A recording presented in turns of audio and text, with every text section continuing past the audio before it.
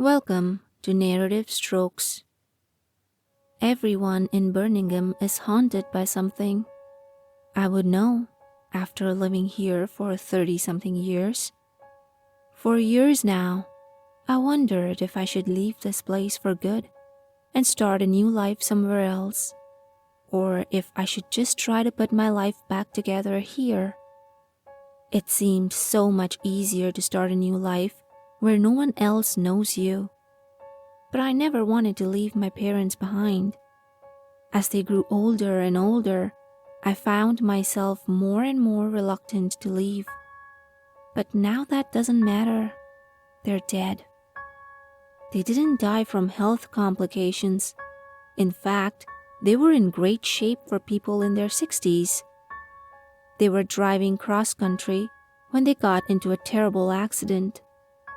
The worst part was going down to the morgue and seeing their cold, lifeless bodies. I fell apart then and there. That night, I didn't eat or sleep. 2 weeks later, I held a small funeral. I was the only one there. As the only living relative left, it was my responsibility to clean up my parents' house and prepare it for the market. I knew this wouldn't be an easy task. As I pulled into the driveway, the house stood before me, a poor copy of what it used to be. What once was a lush, well-kept lawn was now overgrown with dry, yellowed grass. The house and garage across from it were thankfully made of brick. Who knows what shape they would be in if they weren't? Brush was piled into the old, rusty dog cage across from the garage. As I walked up the path, childhood memories flashed through my mind. Dad tossing the ball to me when I was 10. Mom helping me walk the dog around the house when I was 12. The memories quickly faded away and reality sunk in. I'd never be able to make new memories with them. My knees buckled from beneath me, and I fell to the ground. I let out a loud sob. My parents were gone forever. Nothing I did would ever change that. Wiping the tears from my face, I tried to follow the breathing exercises my new therapist taught me. I took a few deep breaths and counted to 10. And once I calmed down, I stood back up. I unlocked the front door, took another deep breath, and entered the house. The inside of the house didn't look abandoned. For a moment, it felt like Mom and Dad were still in their bedroom, as if nothing had changed. It was almost like being inside of one of the Chernobyl houses. Everything in the house looked the same as it did when it was abandoned. Canned and boxed food still sat in the cabinets. There was a smell of rot coming from the refrigerator, accompanying the house's strong scent of mold and mildew. I held my breath, and stepping around the mouse droppings, I trudged forward to the bedrooms to look for my parents' financial information. After a few minutes of rummaging through their drawers, I found the paperwork I needed. But I also found a box. Inside of it were letters written by people I didn't recognize. Curious, I began to read through them. November 14th, 1989. Dear Uncle Tony, happy birthday. Love is not something you can see. Love is something you feel deep in your heart. I love you. Love, Lorraine. Lorraine. The letter is addressing my father, but he and my mother didn't have any siblings. Even if he had a falling out and decided he didn't want anything to do with his family, why would he lie to me? November 21st, 1989. Dear Uncle Tony, I really like staying over and spending time with you and Aunt Pam. I love staying up past my bedtime to watch cartoons and eat chocolate chip cookies. At bedtime, I heard someone whispering my name. from under the bed. I was scared, but I peeked over the side of my bed and my daddy's head popped out from underneath. I haven't seen him since he and Mommy got divorced. I was so happy to see him. Then he asked me to go under the bed with him. His voice was deeper. There was something wrong with his eyes. They were all black. I told him no and rolled back over. I couldn't sleep for the rest of the night. Lorraine. Really strange. This probably was just a dream she had. When I was younger, I had a similar dream about my parents being under my bed. It probably felt so real to her that she believed it actually happened. November 28th, 1989.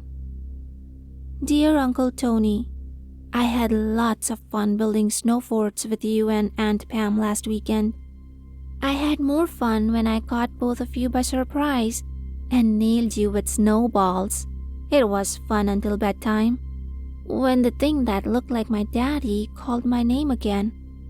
I told him I wasn't going to go under the bed with him, and I knew he wasn't my daddy. The thing got really mad at me. It grabbed my foot that was hanging off the edge of the bed and scratched it. I wanted to run away, but I was afraid that whatever was under my bed would come out from underneath it and get me. Lorraine. December 4th, 1989. To Tony, I'm always happy to let Lorraine spend the weekend over your house. Your family, after all, and I want her to know her uncle and aunt. You and Pam have really been there for Lorraine and I ever since Rick abandoned us a few years ago. But Lorraine came home on Sunday with a scratch on her foot. Please keep a better eye on her while she's playing.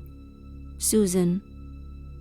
Man, it must have been hard for her to take care of a child by herself. It's a good thing Mom and Dad were there to help her. I had a friend who was raised by a single mother. Life was hard for them. December 8th, 1989. Dear Uncle Tony, I'm really looking forward to spending Christmas with you. Thank you for buying me a Barbie. I love her so much. I was having fun until the monster under my bed started talking to me again. He promised not to hurt me again. He told me if I went under the bed with him, I could have all the cookies I wanted. He even held one out for me to take from him. I know it was dumb, but I was hungry and I reached for it. But when I did, he grabbed my wrist. I was able to pull back, but he scratched me again, and it really hurt this time. Lorraine. December 18th, 1989. Dear Pam, for whatever reason, Tony hasn't bothered to listen to me. I'm looking forward to having Christmas with you, but Lorraine got a big scratch on her wrist. How is she getting hurt so much? Susan. January 1st, 1990. Dear Pam, I really appreciate you and Tony having us over for the holidays, but there's something really odd that happened when I was there. Lorraine woke me up in the middle of the night. She was crying and telling me that someone was under her bed. I walked into the room she was staying in, and there was nothing there. She had fresh scratches on her. What is going on? Clearly, I have not been listened to. I do not think I can allow her over your house if you continue to ignore my requests. I'll allow both of you one more chance. I do not want to have to do this, but if you force my hand, I will do what I feel is best. Susan.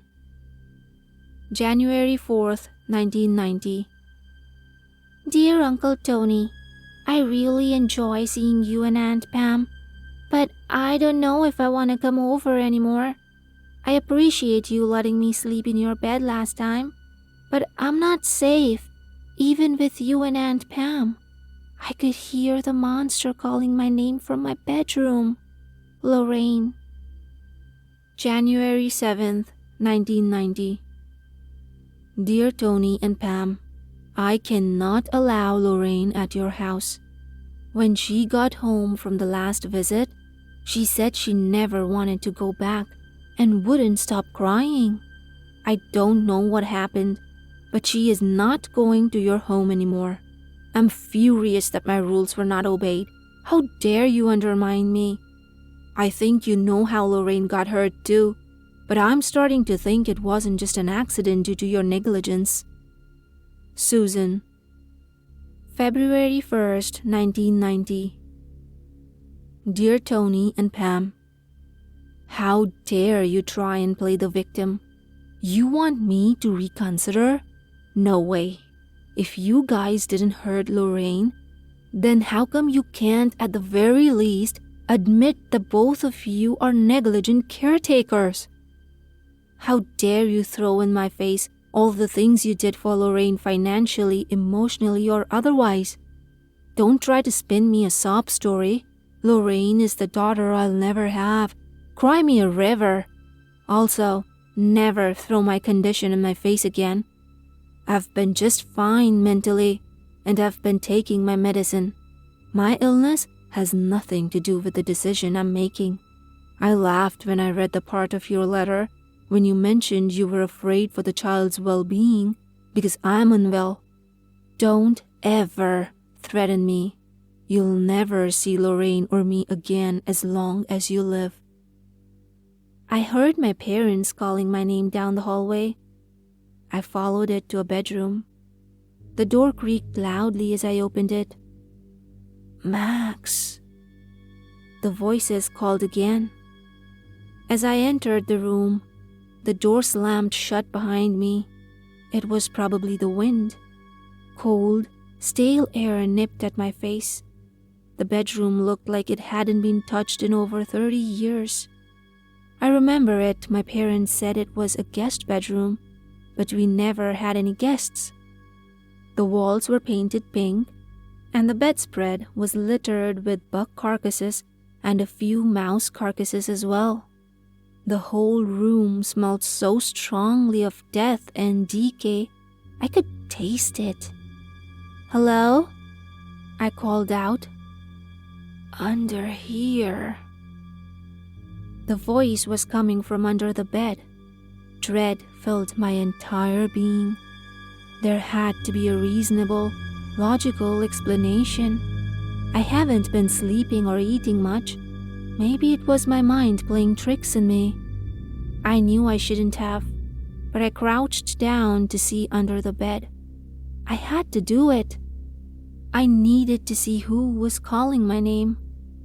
I peeked under the bed expecting to see the face of some unworldly monster, but instead, I saw the faces of my mother and father. My father's old, wrinkled face was stretched into an unnatural smile, and his eyes were black and void of all emotion and life. Long, white, wispy hair hung over his face. My mother's appearance was nearly identical to Dad's. Her wrinkled face stretched into a smile, her eyes all black, and her hair hanging over her face. You're both dead. I buried you. This isn't real. You're not real, I screamed. My heart pounded rapidly as I backed away from them. Be real, and we've come to see you, they said. There was a hope for a minute. Maybe my parents were still alive, and the trip to the morgue along with the funeral were all part of a terrible dream that I've woken up from. Perhaps there was a chance that I had my parents back. As I gazed into their strange smiling faces, I realized that there was hardly any mirth in their smiles. These weren't happy smiles. They were deceptive, designed to get me to let my guard down. The imposters looked hungry and ready to pounce. I knew these were not my parents. I dropped to my knees and clasped my hands around my head. Tears streamed down my face. This can't be real. I did the only thing that I could think. I got up and ran to the door. The doorknob wouldn't turn. I kicked the door and threw myself against it, but it wouldn't budge. They crawled out from under the bed and seized my ankles, pulling them out from underneath me, sending my face crashing down to the cold, hard floor. They continued to pull me towards the endless abyss. If you don't come to us, we'll come to you. I tried to sink my nails into the floorboards. No! Their grip was inhumanly tight. As they dragged me, my nails left trails in the wood. Their nails sank into my ankles, drawing blood. Hot, searing pain filled the bottom half of my body. Please, let me go! My plea was only meant with cruel laughter. They were enjoying this. Please, let me go, Mom mocked. Don't waste your tears. There will be plenty of time for tears soon enough, Dad said. I made another attempt to pull my feet loose, and their grip loosened as my ankles grew more and more slick with blood. I pulled and jerked, getting more and more control with each try. I pulled my left foot and slipped from Mom's grasp. She looked at her blood-stained hands in disbelief. And then I freed my right foot. Before they could grab me again, I kicked both of them in the face. My ankles burning, I struggled to get to my feet. I charged the door with my shoulder lowered. The door gave way on impact, falling off its hinges. Dull, agonizing pain traveled up and down my shoulder, but I ignored it. I rushed down the hallway and threw the front door open. Come back, they screamed. Damn you, you're not my parents, I screamed back. Before I slammed the door shut, a horrible growl filled the house. The house shook as if there was an earthquake. I slammed the door shut and sprinted to my car. I sped off, gunning it down the street with no care for the speed limit. I don't know what that thing under the bed was, and sadly, I'll never know what happened to my cousin Lorraine or my Aunt Susan. I haven't been to my parents' house since, and I refuse to go back there alone. The thing that bothers me the most is that the next owner doesn't know what they're in for. I could have the house demolished, but my gut tells me, house or no house, that thing will still be there, no matter what.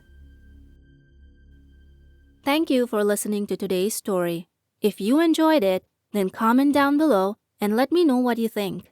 I'll see you next time with another story. Until then, keep smiling and don't forget to like and subscribe.